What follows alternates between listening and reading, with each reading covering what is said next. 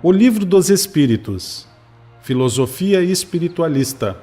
O Livro dos Espíritos contém os princípios da doutrina espírita sobre a imortalidade da alma, a natureza dos espíritos e suas relações com os homens, as leis morais, a vida presente, a vida futura e o porvir da humanidade, segundo o ensinamento dado pelos espíritos superiores, com auxílio de diversos médiuns, recebidos e coordenados por Allan Kardec.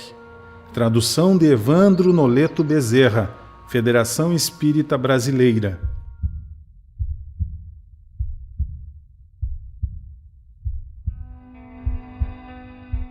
Capítulo 1. Deus. Deus e o Infinito. Perguntas de 1 a 3. Que é Deus? Deus é a inteligência suprema, causa primeira de todas as coisas. Que se deve entender por infinito? O que não tem começo nem fim, o desconhecido. Tudo o que é desconhecido é infinito. Poder-se-ia dizer que Deus é o infinito?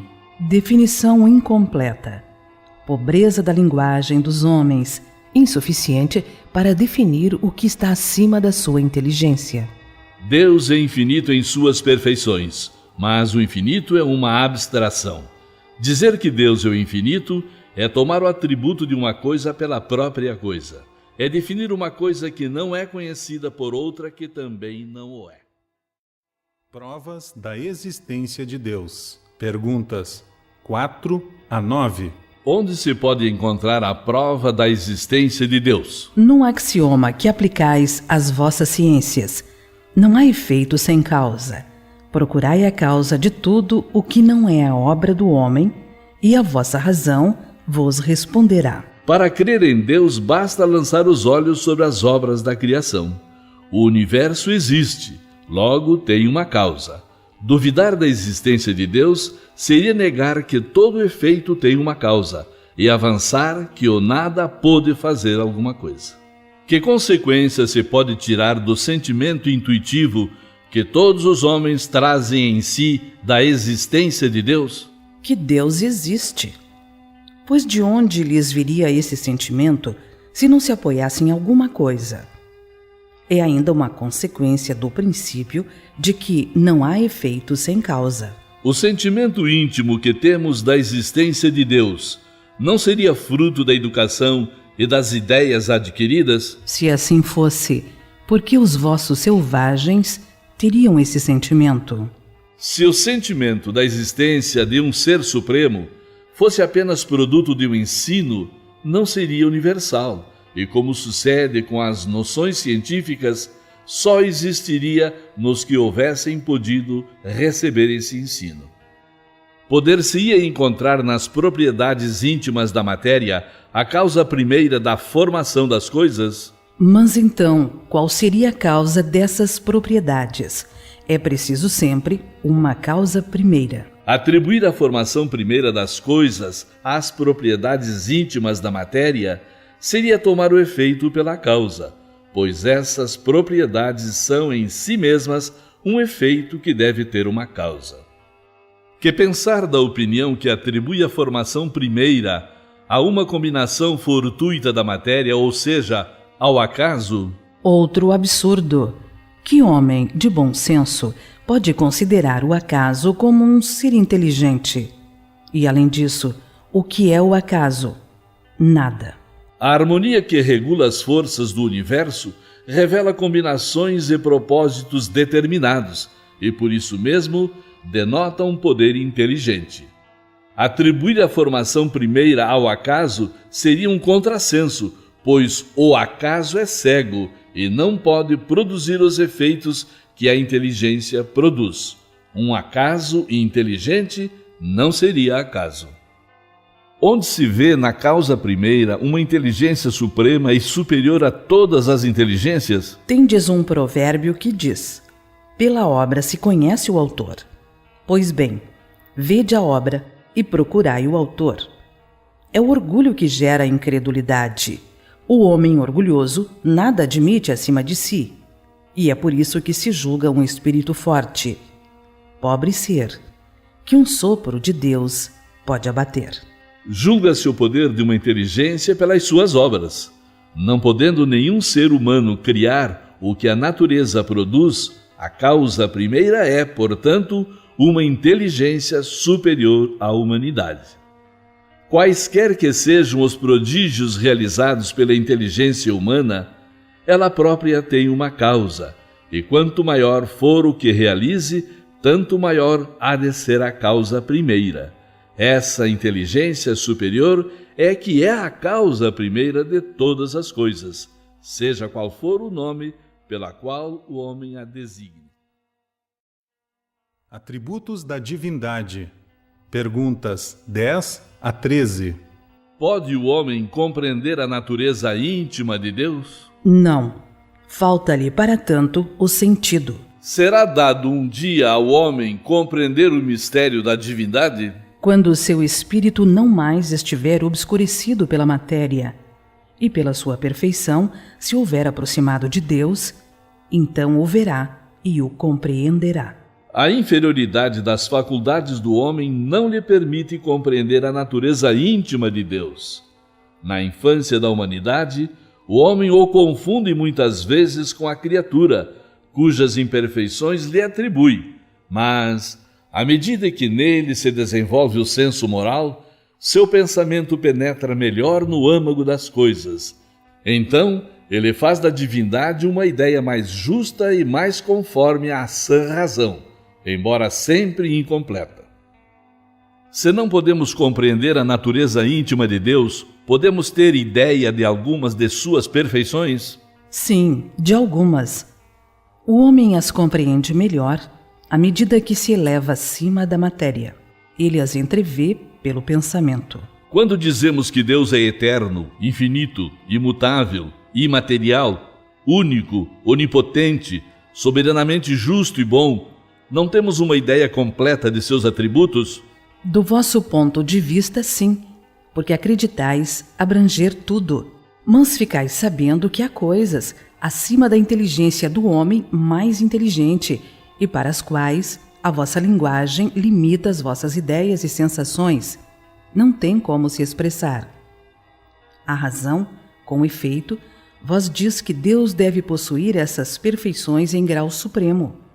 Porque se tivesse uma só de menos, ou não a tivesse em grau infinito, não seria superior a tudo, e por conseguinte, não seria Deus. Para estar acima de todas as coisas, Deus não pode achar-se sujeito a nenhuma vicissitude, nem sofrer nenhuma das imperfeições que a imaginação possa conceber. Deus é eterno. Se tivesse tido um começo, teria saído do nada, ou então teria sido criado por um ser anterior. É assim que, pouco a pouco, remontamos ao infinito e à eternidade. É imutável. Se estivesse sujeito a mudanças, as leis que regem o universo não teriam nenhuma estabilidade. É imaterial, isto é, sua natureza difere de tudo o que chamamos matéria. De outro modo, ele não seria imutável porque estaria sujeito às transformações da matéria. É único. Se houvesse muitos deuses, não haveria unidade de vistas, nem unidade de poder na ordenação do universo. É onipotente, porque é único. Se não tivesse o soberano poder, algo haveria mais poderoso ou tão poderoso quanto ele. Não teria assim feito todas as coisas, e as que não tivesse feito seriam obra de outro Deus. É soberanamente justo e bom. A sabedoria providencial das leis divinas se revela nas menores como nas maiores coisas, e essa sabedoria não permite se duvide nem da sua justiça, nem da sua bondade. Panteísmo. Perguntas 14 a 16. Deus é um ser distinto, ou seria, segundo a opinião de alguns, a resultante de todas as forças e de todas as inteligências do universo reunidas? Se fosse assim, Deus não existiria, porque seria efeito e não causa. Ele não pode ser, ao mesmo tempo, uma coisa e outra. Deus existe. Disso não podeis duvidar e é o essencial. Crede-me, não vades além. Não vos percais num labirinto de onde não poderíeis sair. Isso não vos tornaria melhores, mas talvez um pouco mais orgulhosos, porque acreditaríeis saber quando na realidade nada sabeis. Deixai, pois, de lado todos esses sistemas. Tendes muitas coisas que vos tocam mais diretamente, a começar por vós mesmos. Estudai as vossas próprias imperfeições, a fim de vos desembaraçardes delas, o que vos será mais útil do que quererdes penetrar o que é impenetrável. Que pensar da opinião segundo a qual todos os corpos da natureza, todos os seres, todos os globos do universo seriam partes da divindade e constituiriam, pelo seu conjunto, a própria divindade, ou seja, que pensar da doutrina panteísta? Não podendo fazer-se Deus, o homem quer ao menos ser uma parte de Deus. Os que professam essa doutrina pretendem encontrar nela a demonstração de alguns dos atributos de Deus. Sendo infinitos os mundos, Deus é, por isso mesmo, infinito. Não existindo o vazio ou o nada em parte alguma, Deus está por toda parte.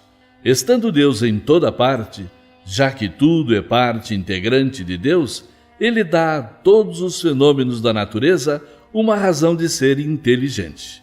Que se pode opor a este raciocínio? A razão. Refleti maduramente e não vos será difícil reconhecer-lhe o absurdo. Esta doutrina faz de Deus um ser material, que, embora dotado de suprema inteligência, seria uma escala maior o que somos em menor escala. Ora, transformando-se incessantemente a matéria, Deus, nesse caso, não teria nenhuma estabilidade e estaria sujeito a todas as vicissitudes, mesmo a todas as necessidades da humanidade. Faltar-lhe-ia um dos atributos essenciais da divindade, a imutabilidade. Não se podem conciliar as propriedades da matéria com a ideia de Deus sem que ele fique rebaixado em nosso pensamento, e nenhuma sutileza de sofisma conseguirá resolver o problema de sua natureza íntima. Não sabemos tudo o que ele é, mas sabemos o que ele não pode deixar de ser, e o sistema acima está em contradição com as suas propriedades mais essenciais. Confunde o Criador com a criatura, exatamente como se quiséssemos que uma máquina engenhosa fosse parte integrante do mecânico que a concebeu. A inteligência de Deus se revela em suas obras como a de um pintor no seu quadro. Mas as obras de Deus não são o próprio Deus, como o quadro não é o pintor que o concebeu e executou.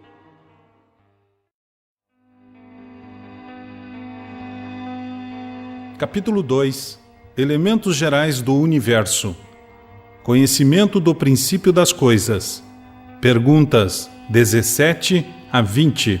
É dado ao homem conhecer o princípio das coisas. Não, Deus não permite que tudo seja revelado ao homem neste mundo. O homem penetrará um dia o mistério das coisas que lhe são ocultas? O véu se levanta para ele à medida que se depura, mas para compreender certas coisas precisa de faculdades que ainda não possui. Não pode o homem, pelas investigações científicas, penetrar alguns dos segredos da natureza? A ciência lhe foi dada para seu adiantamento em todas as coisas, mas ele não pode ultrapassar os limites fixados por Deus. Quanto mais é concedido ao homem penetrar nesses mistérios, tanto maior deve ser a sua admiração pelo poder e sabedoria do Criador.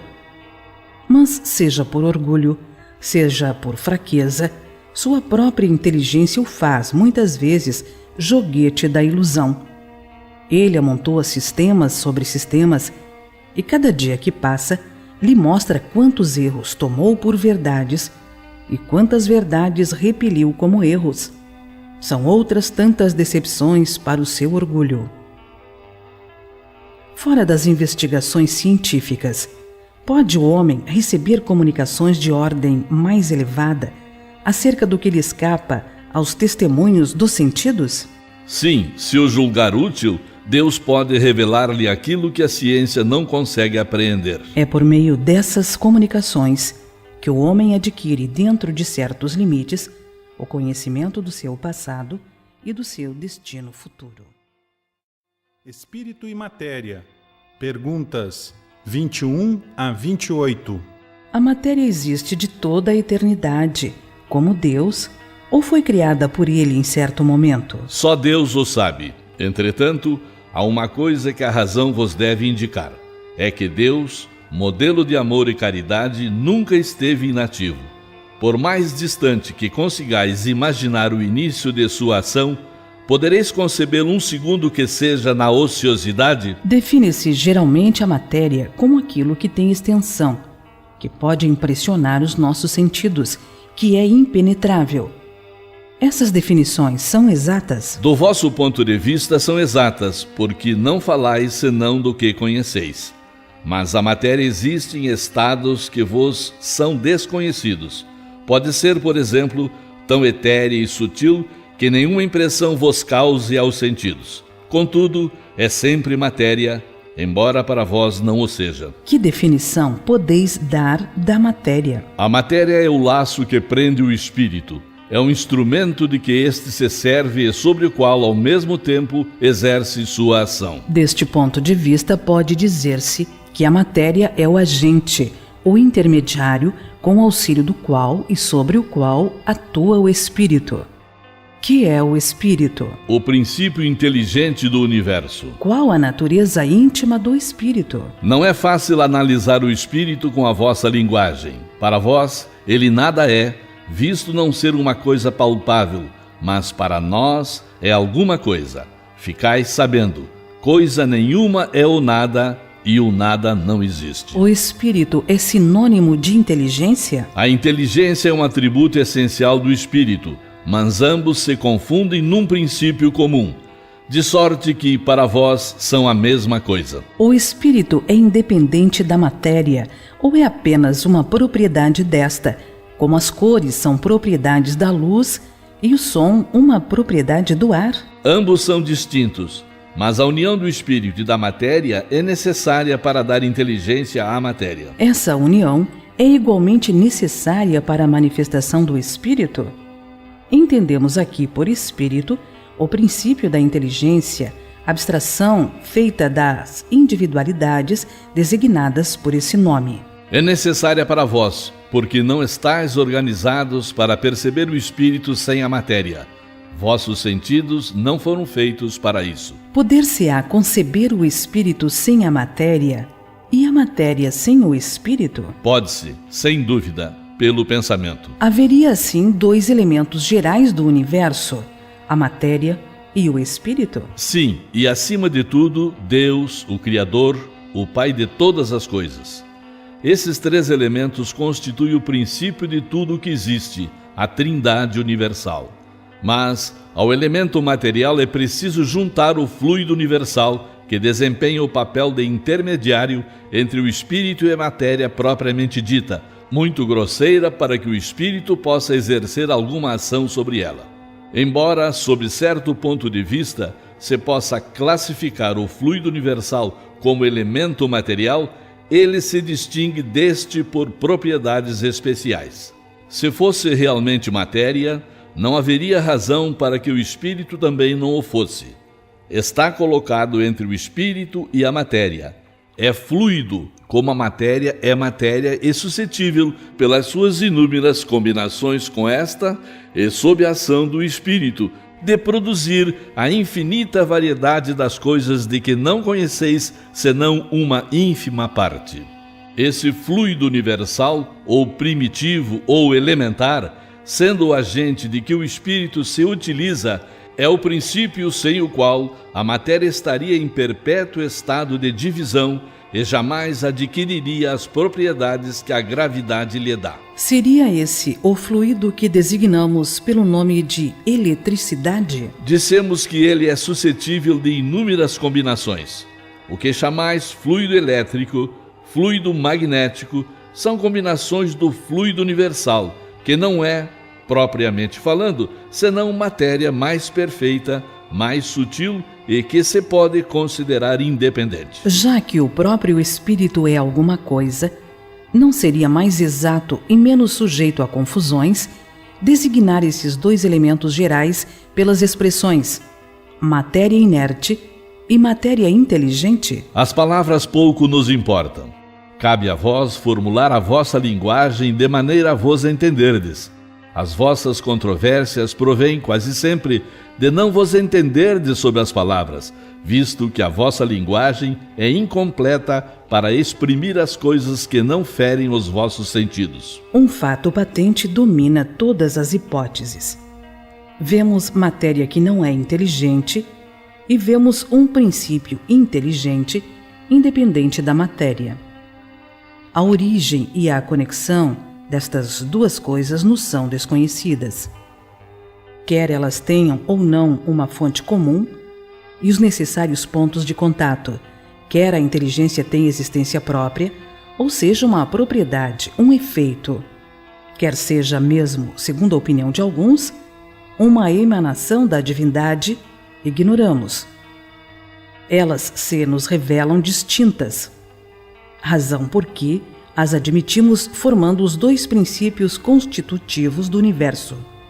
Vemos acima de tudo isso uma inteligência que domina todas as outras, que as governa, que se distingue delas por atributos especiais. É a essa inteligência suprema que chamamos Deus. Propriedades da matéria. Perguntas 29 a 34A.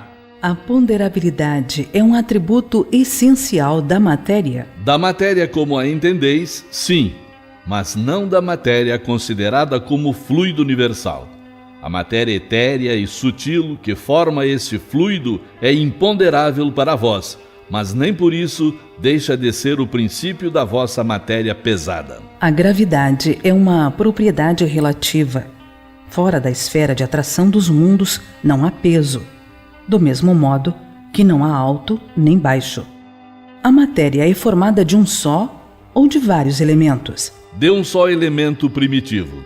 Os corpos que considerais simples não são verdadeiros elementos, mas transformações da matéria primitiva. De onde vêm as diferentes propriedades da matéria? Das modificações que as moléculas elementares sofrem por efeito da sua união e em certas circunstâncias. De acordo com isso, os sabores, os odores, as cores, o som, as qualidades venenosas ou salutares dos corpos não passariam de modificações de uma única e mesma substância primitiva? Sim, certamente, e que só existem pela disposição dos órgãos destinados a percebê-los. Esse princípio é demonstrado pelo fato de nem todos perceberem as qualidades dos corpos do mesmo modo.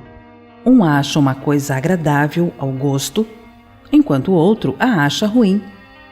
Uns veem azul, o que os outros veem vermelho. O que para uns é veneno, para outros é inofensivo ou salutar. A mesma matéria elementar é suscetível de passar por todas as modificações e de adquirir todas as propriedades? Sim. E é isso que se deve entender quando dizemos que tudo está em tudo. O oxigênio, o hidrogênio, o azoto, o carbono e todos os corpos que consideramos simples não passam de modificações de uma substância primitiva. Na impossibilidade que ainda nos achamos de remontar a não ser pelo pensamento a esta matéria primitiva, esses corpos são para nós verdadeiros elementos e podemos, sem maiores consequências, considerá-los como tais, até nova ordem. Essa teoria não parece dar razão aos que só admitem na matéria duas propriedades essenciais, a força e o movimento, e que pensam que todas as outras propriedades não passam de efeitos secundários, variando segundo a intensidade da força e a direção do movimento? Essa opinião é exata. Falta somente acrescentar. E segundo a disposição das moléculas, como vês, por exemplo, num corpo opaco que pode tornar-se transparente e vice-versa. As moléculas têm forma determinada? Certamente as moléculas têm uma forma, mas que não podeis apreciar. Essa forma é constante ou variável? Constante para as moléculas elementares primitivas, mas variável para as moléculas secundárias, que não são mais que aglomerações das primeiras, porque o que chamais molécula ainda está longe da molécula elementar. Espaço universal. Perguntas 35 e 36. O espaço universal é infinito ou limitado? Infinito. Supõe limites para ele. O que haveria além? Isto te confunde a razão, bem eu sei. No entanto, a razão te diz que não pode ser de outro modo. O mesmo se dá com o infinito em todas as coisas. Não é na vossa pequena esfera que podereis compreendê-lo. Supondo-se um limite ao espaço, por mais distante que o pensamento o possa conceber, diz a razão que além desse limite há alguma coisa, e assim gradativamente até o infinito, porque mesmo que essa coisa fosse o vazio absoluto, ainda seria espaço. O vazio absoluto existe em alguma parte no espaço universal? Não, nada é vazio. O que te parece vazio está ocupado por uma matéria que escapa aos teus sentidos e aos teus instrumentos.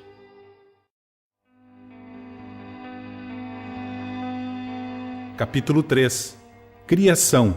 Formação dos mundos. Perguntas 37 a 42. O universo compreende a infinidade dos mundos que vemos e dos que não vemos, todos os seres animados e inanimados, todos os astros que se movem no espaço, assim como os fluidos que o preenchem. O universo foi criado ou existe de toda a eternidade como Deus? Sem dúvida, o universo não pôde fazer-se a si mesmo. E se existisse como Deus de toda a eternidade, não poderia ser obra de Deus. Como Deus criou o universo? Para me servir de uma expressão comum, por sua vontade. Nada representa melhor essa vontade toda poderosa do que estas belas palavras da Gênese.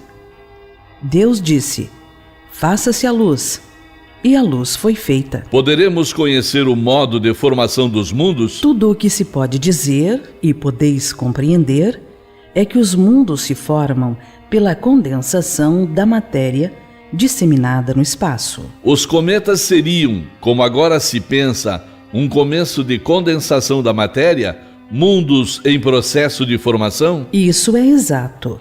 Absurdo, porém, é acreditar-se na influência deles.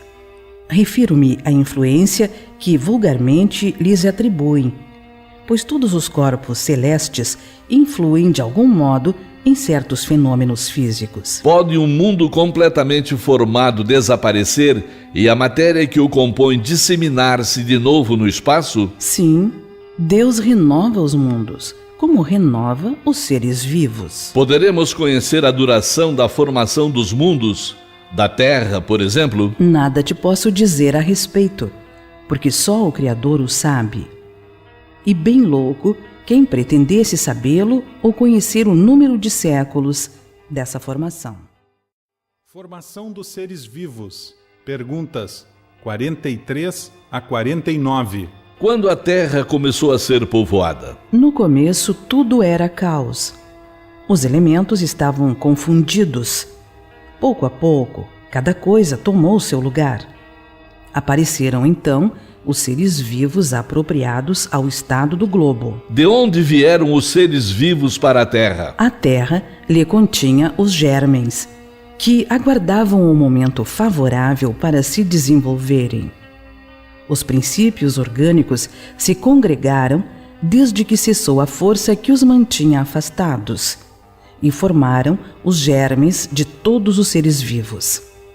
Estes germens permaneceram em estado latente e inerte, como a crisálida e as sementes das plantas, até o momento propício à eclosão de cada espécie. Então, os seres de cada espécie se reuniram e se multiplicaram. Onde estavam os elementos orgânicos antes da formação da Terra? Achavam-se, por assim dizer, em estado de fluido no espaço, no meio dos espíritos, ou em outros planetas, esperando a formação da Terra para começarem uma nova existência em um novo globo. A química nos mostra as moléculas dos corpos inorgânicos unindo-se para formarem cristais de uma regularidade constante, conforme cada espécie, desde que se encontre nas condições desejadas. A menor perturbação nestas condições é suficiente para impedir a reunião dos elementos ou, pelo menos, para se opor à disposição regular que constitui o cristal. Por que não se daria o mesmo com os elementos orgânicos? Conservamos, durante anos, germens de plantas e de animais que só se desenvolvem a uma certa temperatura e em meio apropriado. Tem-se visto grãos de trigo germinarem depois de vários séculos. Há, pois, nesses germens, um princípio latente de vitalidade que apenas espera uma circunstância favorável para se desenvolver. O que se passa sob nossos olhos não pode ter existido desde a origem do globo? Essa formação dos seres vivos, saindo do caos pela própria força da natureza, diminui em alguma coisa a grandeza de Deus? Longe disso. Corresponde melhor à ideia que fazemos do seu poder a se exercer sobre mundos infinitos por meio de leis eternas. Essa teoria não resolve, é verdade, a questão da origem dos elementos vitais, mas Deus tem seus mistérios e pôs limite às nossas investigações. Ainda há seres que nasçam espontaneamente? Sim, mas o germe primitivo já existia em estado latente. Sois todos os dias testemunhas desse fenômeno. Os tecidos do homem e dos animais não contêm os germes de uma multidão de vermes que só esperam para desabrochar a fermentação pútrida necessária à sua existência? É um pequeno mundo que dormita e que se cria. A espécie humana se encontrava entre os elementos orgânicos contidos no globo terrestre? Sim, e veio a seu tempo. Foi isso que levou a se dizer que o homem se formara do limo da terra. Podemos conhecer a época do aparecimento do homem e dos outros seres vivos na terra? Não. Todos os vossos cálculos são quiméricos. Se o germen da espécie humana se encontrava entre os elementos orgânicos do globo, por que os homens não mais se formam espontaneamente como em sua origem? O princípio das coisas está nos segredos de Deus. Entretanto, pode dizer-se que os homens, uma vez espalhados pela terra, absorveram em si mesmos os elementos necessários à sua formação, para o transmitir segundo as leis de reprodução. Deu-se o mesmo com as diferentes espécies de seres vivos. Povoamento da Terra, Adão. Perguntas 50 e 51. A espécie humana começou por um único homem? Não. Aquele a quem chamais Adão não foi o primeiro, nem o único a povoar a terra. Poderemos saber em que época viveu Adão? Mais ou menos na que lhe assinalais, cerca de 4.000 anos antes de Cristo. O homem cuja tradição se conservou sob o nome de Adão foi um dos que sobreviveram em certa região a alguns dos grandes cataclismos que em diversas épocas abalaram a superfície do globo, e tornou-se o tronco de uma das raças que hoje o povoam. As leis da natureza se opõem a que os progressos da humanidade, constatados muito tempo antes de Cristo, tenham podido realizar-se em alguns séculos, caso o homem não existisse na Terra, senão a partir da época assinalada pela existência de Adão. Alguns, e com muita razão, consideram Adão um mito ou uma alegoria, personificando as primeiras idades do mundo. Diversidade das raças humanas. Perguntas 52 a 54. De onde vêm as diferenças físicas e morais que distinguem as variedades de raças humanas na Terra? Do clima, da vida e dos costumes. Dá-se o mesmo com 2 filhos da mesma mãe, que, educados longe um do outro e de modos diferentes, em nada se assemelharão quanto ao moral. O homem surgiu em vários pontos do globo? Sim, e em diversas épocas. E é essa também uma das causas da diversidade das raças. Mais tarde, os homens, dispersando-se nos diferentes climas e aliando-se a outras raças, formaram novos tipos. Essas diferenças constituem espécies distintas? Certamente que não. Todos são da mesma família. Porventura, as múltiplas variedades de um mesmo fruto o impedem de pertencer à mesma espécie? Se, pois, a espécie humana não procede de um só indivíduo, os homens devem deixar, por isso, de se considerarem irmãos? Todos os homens são irmãos em Deus, porque são animados pelo Espírito e tendem para o mesmo fim. Quereis sempre tomar as palavras ao pé da letra. Pluralidade dos mundos. Perguntas 55 a 58. Todos os globos que circulam no espaço são habitados? Sim, e o homem da Terra está longe de ser, como supõe, o primeiro em inteligência, em bondade e em perfeição. Entretanto, há homens que se julgam muito fortes e pretendem que só este pequeno globo tenha o privilégio de abrigar seres racionais. Orgulho e vaidade. Acreditam que Deus criou o universo só para eles. Deus povoou os mundos de seres vivos, e todos concorrem para o objetivo final da providência. Acreditar que os seres vivos estejam limitados ao único ponto que habitamos no universo seria pôr em dúvida a existência de Deus, que não fez coisa alguma inútil. Ele deve ter dado a cada um desses mundos uma destinação mais séria do que a de nos recriarem à vista. Nada, aliás, nem na posição, nem no volume, nem na constituição física da Terra pode levar-nos à suposição de que só ela goze do privilégio de ser habitada, com exclusão de tantos milhares de mundos semelhantes. A constituição física dos diferentes globos é a mesma? Não, eles não se assemelham de forma alguma. Não sendo a mesma para todos, a constituição física dos mundos, deve-se concluir que tenham organizações diferentes os seres que os habitam? Sem dúvida, como entre vós, os peixes são feitos para viver na água e os pássaros no ar. Os mundos mais afastados do Sol estarão privados de luz e calor, já que o Sol apenas se mostra a eles com a aparência de uma estrela? Pensais então que não há outras fontes de luz e calor além do Sol?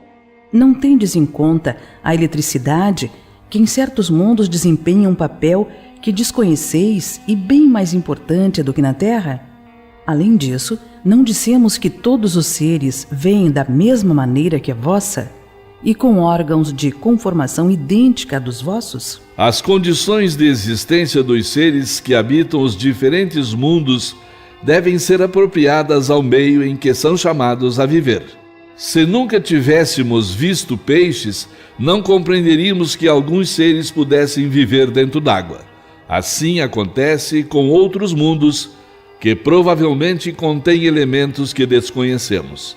Não vemos na Terra as longas noites polares iluminadas pela eletricidade das auroras boreais?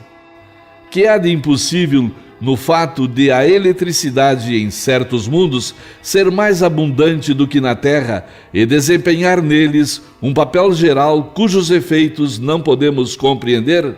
Esses mundos podem, pois, conter em si mesmos as fontes de calor e de luz necessárias aos seus habitantes. Considerações e concordâncias bíblicas referentes à criação. Pergunta 59. Os povos formaram ideias muito divergentes sobre a criação, de acordo com as luzes que possuíam. Apoiada na ciência, a razão reconheceu a inverossimilhança de algumas teorias, a que os espíritos nos oferecem confirma a opinião há muito tempo admitida pelos homens mais esclarecidos. A objeção que se pode fazer a essa teoria é a de estar em contradição com o texto dos livros sagrados.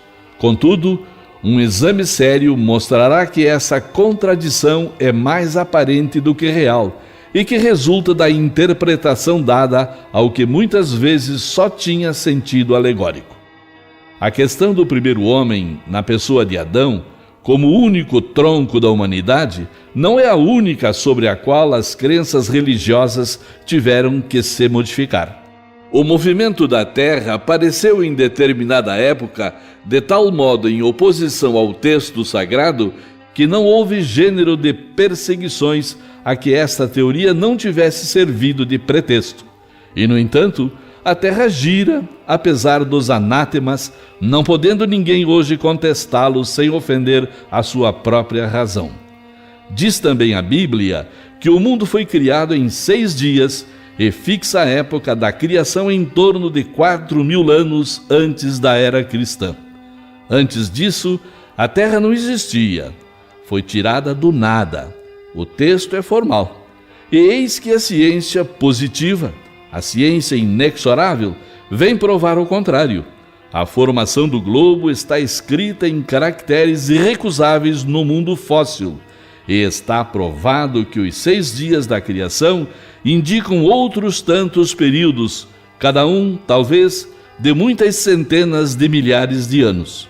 Isto não é um sistema, uma doutrina, uma opinião isolada. É um fato tão seguro como o do movimento da Terra, e que a teologia não pode negar-se a admitir. Prova evidente do erro a que se está sujeito a cair quando se tomam ao pé da letra as expressões de uma linguagem quase sempre figurada.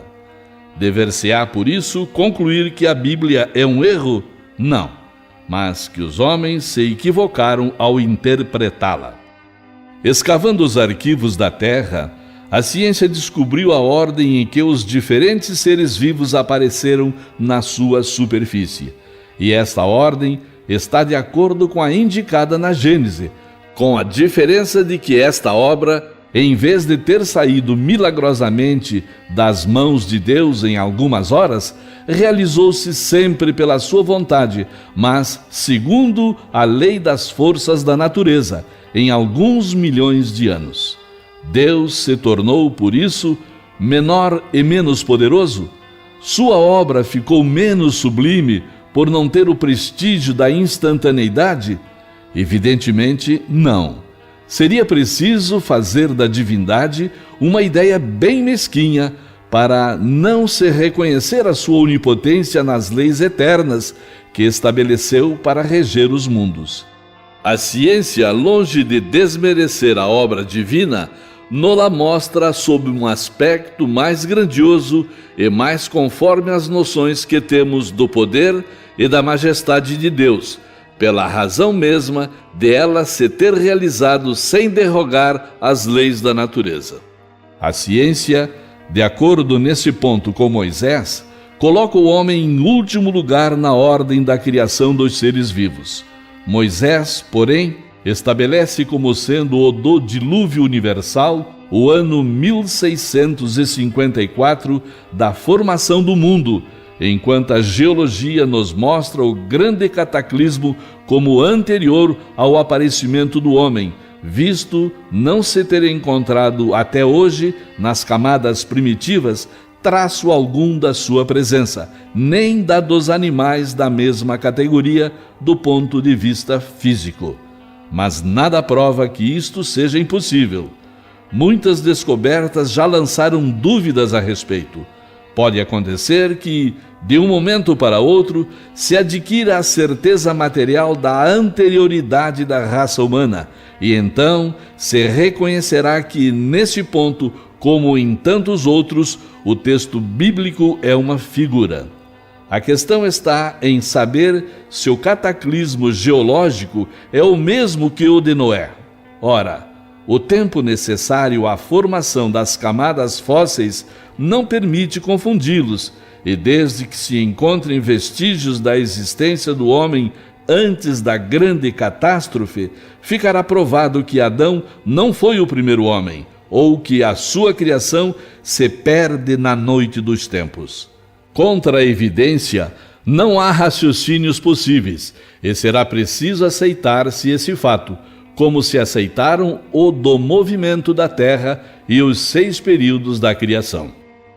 A existência do homem antes do dilúvio geológico ainda é, na verdade, uma hipótese, mas eis aqui uma coisa que o é menos. Admitindo-se que o homem tenha aparecido pela primeira vez na Terra 4.000 anos antes do Cristo e que 1.650 anos mais tarde toda a raça humana foi destruída, com exceção de uma única família, conclui-se que o povoamento na Terra data apenas de Noé, ou seja, de 2.350 anos antes da nossa era. Ora, quando os hebreus imigraram para o Egito, no 18º século, encontraram esse país muito povoado e já bastante adiantado em civilização. A história prova que, nessa época, a Índia e outros países eram igualmente florescentes, mesmo sem se levar em conta a cronologia de certos povos, que remonta a uma época muito mais afastada. Teria sido preciso, portanto, que do 24º ao 18º século, isto é, que num espaço de 600 anos, não somente a posteridade de um único homem tivesse podido povoar todas as imensas regiões então desconhecidas, supondo-se que as outras não o fossem, mas também que, nesse curto intervalo, a espécie humana houvesse podido elevar-se da ignorância absoluta, do estado primitivo, ao mais alto grau de desenvolvimento intelectual, o que contraria todas as leis antropológicas. A diversidade das raças vem reforçar mais ainda esta opinião. O clima e os costumes produzem, sem dúvida, modificações das características físicas. Sabe-se, porém, até onde pode ir a influência dessas causas, e o exame fisiológico prova haver, entre certas raças, diferenças constitucionais mais profundas do que as que o clima é capaz de determinar. O cruzamento das raças produz os tipos intermediários. Tende a apagar os caracteres extremos, mas não os produz, apenas cria variedades. Ora, para que tenha havido cruzamento de raças, era preciso que houvesse raças distintas. Como então explicar a sua existência, dando-lhes um tronco comum e, sobretudo, tão próximo? Como admitir que em alguns séculos, alguns descendentes de Noé se tenham transformado a ponto de produzirem a raça etíope, por exemplo? Uma tal metamorfose não é mais admissível do que a hipótese de um tronco comum para o lobo e a ovelha, para o elefante e o pulgão, para o pássaro e o peixe. Ainda uma vez, nada pode prevalecer contra a evidência dos fatos. Tudo se explica ao contrário, admitindo-se que a existência do homem é anterior à época que lhe é vulgarmente assinalada, que diversas são as origens, que Adão, vivendo há 6.000 anos, tenha povoado uma região ainda desabitada, que o dilúvio de Noé não foi uma catástrofe parcial, confundida com o cataclismo geológico, levando-se em conta, finalmente, a forma alegórica peculiar ao estilo oriental, a qual se encontram nos livros sagrados de todos os povos. Por isso, é prudente não contestar com tanta leviandade as doutrinas que, cedo ou tarde, como tantas outras, podem desmentir os que as combatem. As ideias religiosas, longe de perderem alguma coisa, se engrandecem quando caminham ao lado da ciência. Esse é o único meio de não mostrarem um lado vulnerável ao cepticismo. Capítulo 4. Princípio vital. Seres orgânicos e inorgânicos. Perguntas 60 a 67A. Os seres orgânicos são os que têm em si uma fonte de atividade íntima que lhes dá a vida. Nascem, crescem, reproduzem-se por si mesmos e morrem. São providos de órgãos especiais para a realização dos diferentes atos da vida. Órgãos apropriados às suas necessidades de conservação. Compreendem os homens, os animais e as plantas. Os seres inorgânicos são todos que não possuem vitalidade nem movimentos próprios e que se formam apenas pela agregação da matéria. Tais são os minerais, a água, o ar, etc. É a mesma a força que une os elementos da matéria nos corpos orgânicos e inorgânicos? Sim, a lei de atração é a mesma para todos. A diferença entre a matéria dos corpos orgânicos e a dos inorgânicos? A matéria é sempre a mesma, mas nos corpos orgânicos está animalizada. Qual a causa da animalização da matéria? Sua união com o princípio vital. O princípio vital reside em algum agente particular ou é apenas uma propriedade da matéria organizada? Numa palavra, é efeito ou causa? Uma e outra coisa. A vida é um efeito produzido pela ação de um agente sobre a matéria. Esse agente, sem a matéria, não é a vida, do mesmo modo que a matéria não pode viver sem esse agente. Ele dá a vida a todos os seres que o absorvem e o assimilam. Vimos que o espírito e a matéria são dois elementos constitutivos do universo. O princípio vital formaria um terceiro? É, sem dúvida, um dos elementos necessários à constituição do universo, mas que também tem sua origem na matéria universal modificada. É para vós um elemento como o oxigênio e o hidrogênio, que, entretanto, não são elementos primitivos, pois que tudo isso resulta de um mesmo princípio. Parece resultar daí que a vitalidade não tem seu princípio num agente primitivo distinto, mas numa propriedade especial da matéria universal devida a certas modificações. Isto é a consequência do que dissemos. O princípio vital reside num dos corpos que conhecemos? Ele tem sua fonte no fluido universal. É o que chamais fluido magnético ou fluido elétrico animalizado. É o intermediário, o laço entre o espírito e a matéria. O princípio vital é o mesmo para todos os seres orgânicos? Sim, modificados segundo as espécies. É ele que lhes dá movimento e atividade e os distingue da matéria inerte, pois o movimento da matéria não é a vida. Ela recebe esse movimento, não o dá. A vitalidade é um atributo permanente do agente vital ou somente se desenvolve pelo funcionamento dos órgãos? Só se desenvolve com o corpo. Não dissemos que esse agente sem a matéria não é a vida? É preciso a união das duas coisas para produzir a vida. Pode-se dizer que a vitalidade se acha em estado latente quando o agente vital não está unido ao corpo? Sim, é isso. O conjunto dos órgãos constitui uma espécie de mecanismo que recebe impulsão da atividade íntima ou princípio vital que neles existe.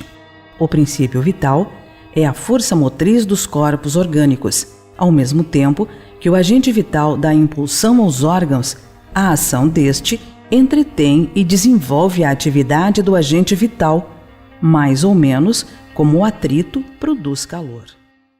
A vida e a morte.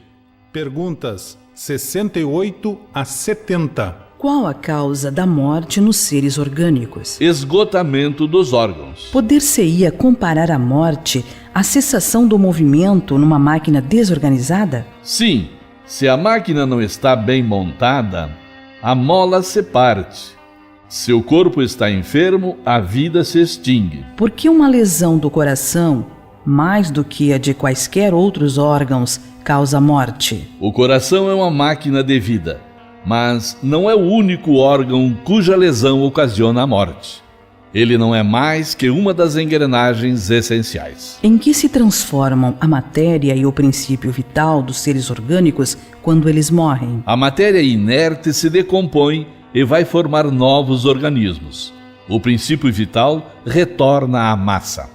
Morto o ser orgânico, os elementos que o compõem sofrem novas combinações, de que resultam novos seres, os quais aurem na fonte universal o princípio da vida e da atividade, absorvendo-o e assimilando-o para novamente o devolverem a essa fonte quando deixarem de existir. Os órgãos estão, por assim dizer, impregnados de fluido vital.